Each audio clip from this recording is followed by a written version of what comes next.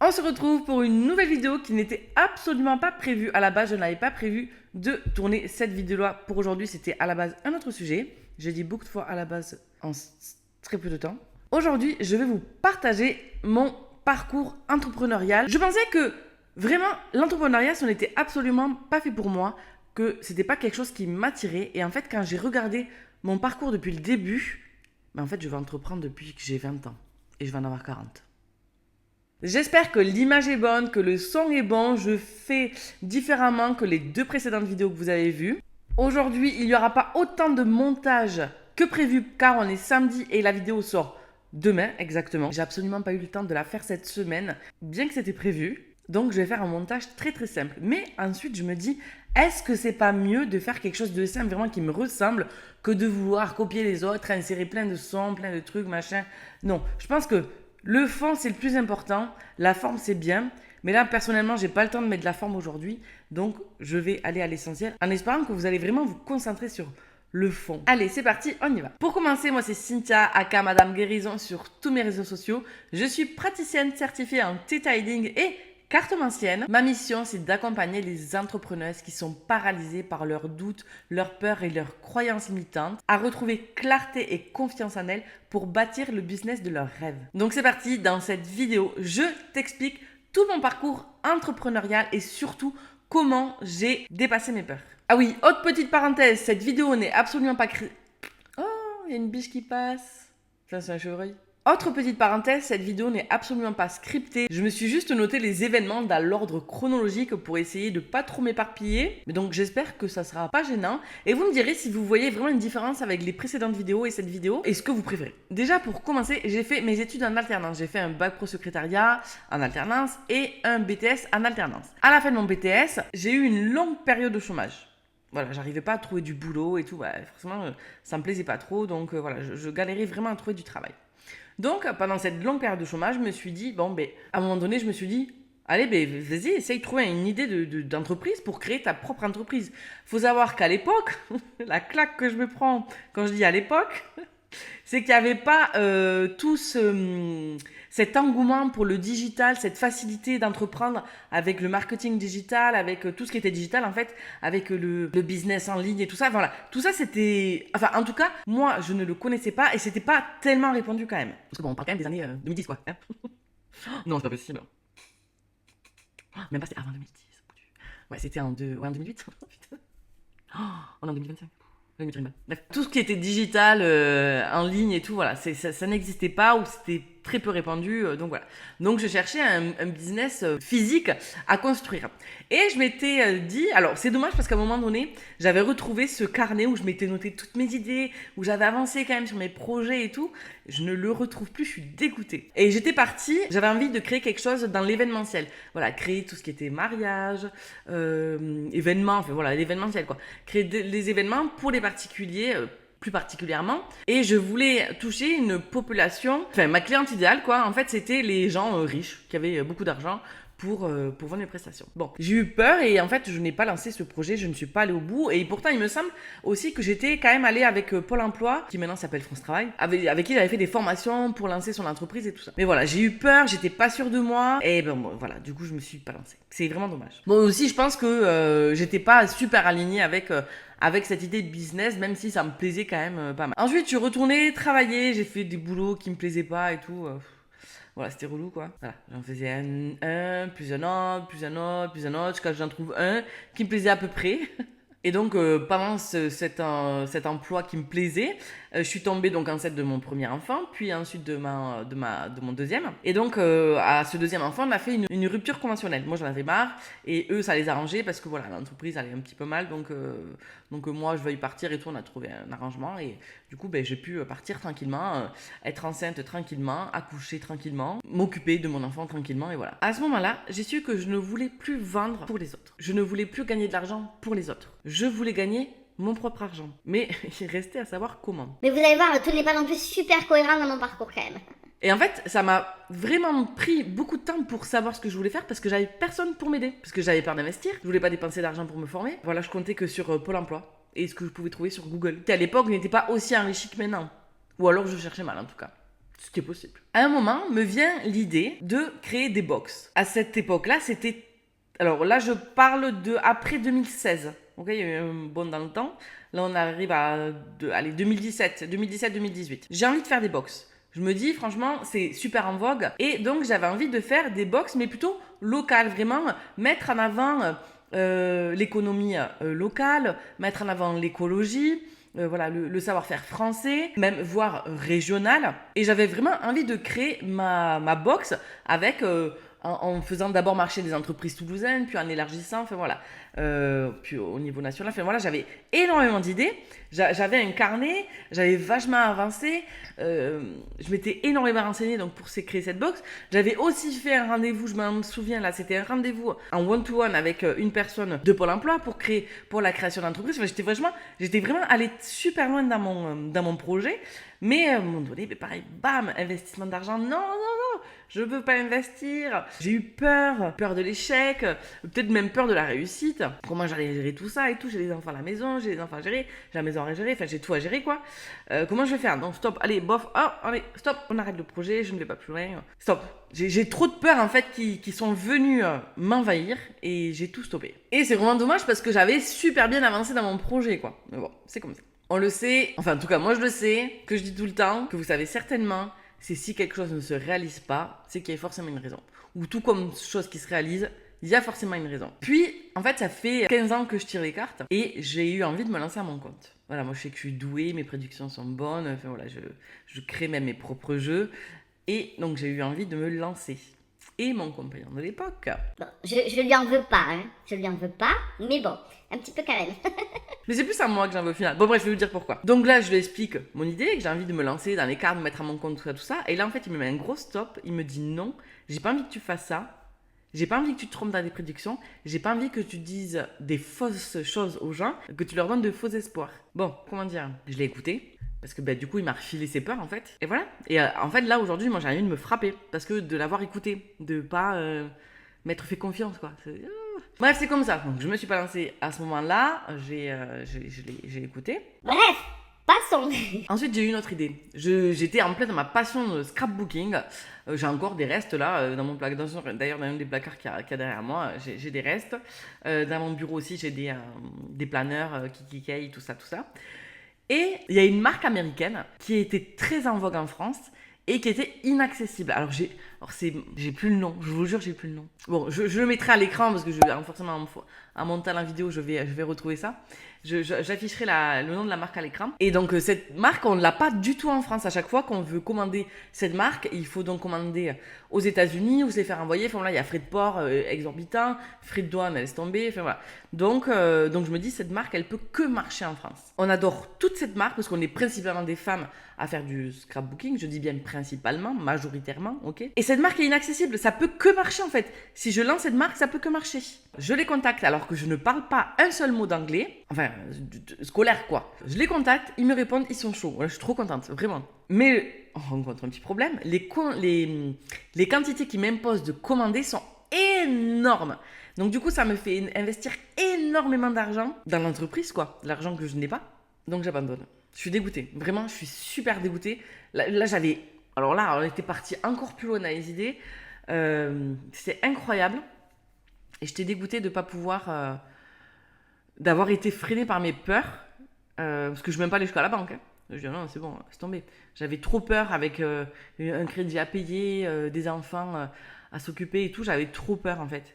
Et du coup, je ne me suis pas lancée. Mais qu'est-ce que je regrette? Enfin, c'est pas un regret, mais je trouve que c'est dommage. Parce que j'aurais pu avoir un beau succès avec cette entreprise, franchement. Donc, encore une fois, mes peurs m'ont empêché de mener ce projet à terme. Après, j'ai eu envie de me former au coaching. Coaching de vie, tout ça. J'ai laissé tomber l'idée. Puis ensuite, j'ai eu envie de me former pour être community manager. Je me suis dit, j'adore les réseaux sociaux. Ça me permet de travailler de chez moi. Et je me suis dit, je vais me régaler. Pareil, là, je cherche des écoles parce que, toujours pareil, en ligne, Instagram... je crois que c'était le début, enfin ça n'existait pas tout ce qu'on voit aujourd'hui sur Instagram.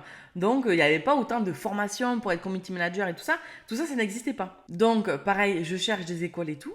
Mais là, en fait, je vais pas au bout du projet. Pourquoi? Parce qu'on me dit, non mais en fait, tu vas apprendre le codage et tout. Et que moi, j'avais pas envie d'apprendre ça. Que ça m'intéressait pas du tout le codage. Et là, eh bien, je me dis, j'aurais jamais dû écouter les autres en fait. encore une fois, je me suis laissé envahir par les peurs des autres. Donc, mon plus gros conseil de cette vidéo, c'est n'écoute jamais les autres. N'écoute pas les autres. C'est pas eux qui payent tes factures, en fait. Voilà. Je m'agace un peu, mais c'est fou, en fait, comme les autres peuvent projeter leur peur sur nous. C'est leur propre peur à eux. Et ils les mettent sur nous, et du coup, nous, ça nous crée des peurs, et ça nous freine dans notre évolution. Donc stop, ça on arrête en 2025. C'est fini ça.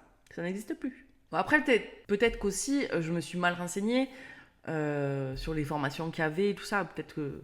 Moi, je cherchais pareil, les formations en ligne, pour moi, c'était inconnu au bataillon, quoi. Donc je cherchais une école en présentiel dans la région toulousaine, quoi. Et voilà, il n'y avait pas tout cet accès à la formation et à l'information comme on peut avoir rapidement à l'heure actuelle. Donc, ma fille rentre à l'école, qu'est-ce que je fais? Je retourne travailler. Je ne suis pas retournée travailler dans la vente, j'ai trouvé un collège à côté de chez moi, j'ai été surveillante. J'ai fait ce métier pendant 4 ans. Et ensuite, pendant que j'étais surveillante, une année, j'ai été prof en même temps, et maintenant, je suis que prof. Enfin, que prof, je développe mon entreprise quand même à côté, c'est pas rien quoi. Mais pendant que j'étais surveillante, ma dernière année de surveillante, j'ai passé un concours pour être dans la police scientifique, que j'ai raté. Et ensuite, j'ai passé le concours de gardien de la paix, que j'ai réussi. Voilà. Et en fait, le problème avec le concours de gardien de la paix, c'est quand ils m'ont appelé, j'avais déjà retrouvé un boulot de prof. Du coup, j'avais plus envie d'être gardien de la paix. Et du coup, j'ai pas été gardien de la paix. Voilà, j'ai eu le concours.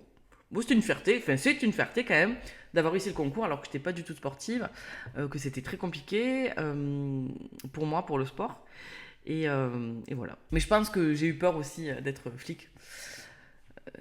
Parce qu'on n'est pas prêt quand même. Je pense on se doute pas de tout ce qu'ils peuvent voir tous les jours. Vraiment. Donc voilà, mais ça m'a occupé, ça m'a donné un objectif pendant un temps. Voilà.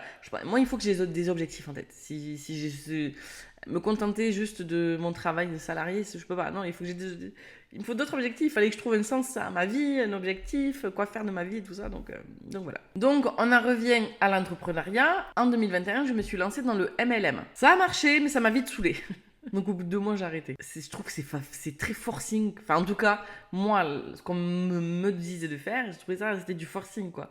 Et non, moi, c'est vraiment pas ma façon d'être et de faire. Et du coup, je suis pas allée plus loin. Début 2023, je découvre l'UGC.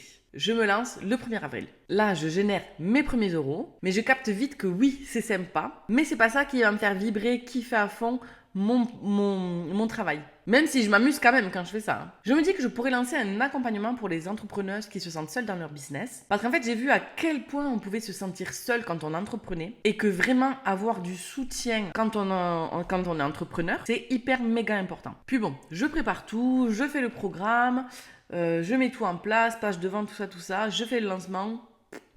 J'en ai parlé une fois. Et en fait, non, c'était pas ça non plus. C'est vraiment pas ça qui me botte. Puis là, franchement, je suis saoulée parce que je me dis, j'ai envie d'entreprendre, j'ai envie de travailler pour moi, j'ai envie de travailler de chez moi, de travailler de n'importe où dans le monde, à n'importe quel moment. J'ai envie de voyager. Voilà, j'ai envie de construire moi ma vie et pas dépendre de quelqu'un qui lui va me payer parce que j'aurais fait ça pour lui. Non. Alors si, c'est ce que j'ai envie de faire. Mais pour moi, quoi. Enfin, je sais pas. Moi, c'est clair dans ma tête, mais là, je sais pas trop si c'est clair ce que je dis. Puis bon, entre-temps, quand même, je travaille beaucoup sur moi. Je regarde beaucoup de vidéos de développement personnel, de livres. Je lis des livres de développement personnel et tout ça. Et je me dis, moi, je veux que mes cartes, elles fassent partie de mon business, en fait. J'ai envie d'intégrer mes cartes dans mon business. Alors, faire juste des tirages pour savoir si Kevin va revenir et tout... Non, ça m'intéresse pas. Je suis désolée. Il y a d'autres personnes qui le font, elles le font très bien, ça les anime et tout. Tant mieux, moi, c'est vraiment pas ça qui m'attire. Mais je dénigre pas, je dénigre pas du tout celles qui font ça. Hein. Et je sais que parfois, quand tu es dans une détresse un petit peu amoureuse et tout, tu as envie de savoir s'il va revenir et tout, machin. Mais moi, ce que j'ai envie de savoir, c'est pourquoi tu veux absolument qu'il revienne dans ta vie. Qu'est-ce qui t'empêche d'avancer toute seule ? Qu'est-ce qui te bloque à toi ? Quelles sont tes peurs ? Pourquoi tu veux absolument que lui soit dans ta vie ? Pourquoi cette séparation, tu la vis aussi mal ? Qu'est-ce qu'on peut chercher au fond de toi à travailler pour avancer en fait ? Et sans Kevin. Et donc, je cherche un petit peu sur Internet quelque chose qui pourrait m'aider à avoir une autre approche que la cartomancie. Et là, je découvre le Theta Healing. Mais alors là, une révélation. Une révélation. Vraiment. Ni une ni deux, je me forme alors que j'ai même pas fait une seule séance.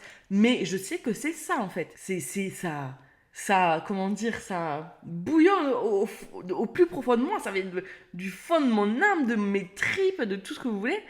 Je sais que c'est le Theta Healing qui va m'aider à aider les autres en fait. Et je sais que c'est cet outil que j'ai envie d'intégrer à ma pratique. Donc là, je fais les 4 premières formations qui sont vraiment indispensables pour bien maîtriser la technique. J'en ai fait aussi une de plus. Mais vraiment, j'ai fait les 4 premières formations de base pour vraiment tout maîtriser. Et vraiment, j'adore. Je me transforme pendant les formations et depuis, je ne cesse de me transformer de jour en jour. Moi, quand je parle de Theta Healing, c'est magique, quoi. Pour moi, le Theta Healing, c'est magique. C'est de la magie, en fait, vraiment.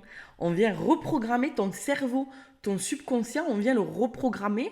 On enlève, pouf, tout ce qui t'a bloqué, pouf, les peurs, pouf, les croyances limitantes, tout ça, on le dégage et on vient insérer plein de choses positives. On vient insérer des croyances positives. C'est incroyable, quoi, vraiment. Et j'ai vu sur moi comment ça a pu me faire changer.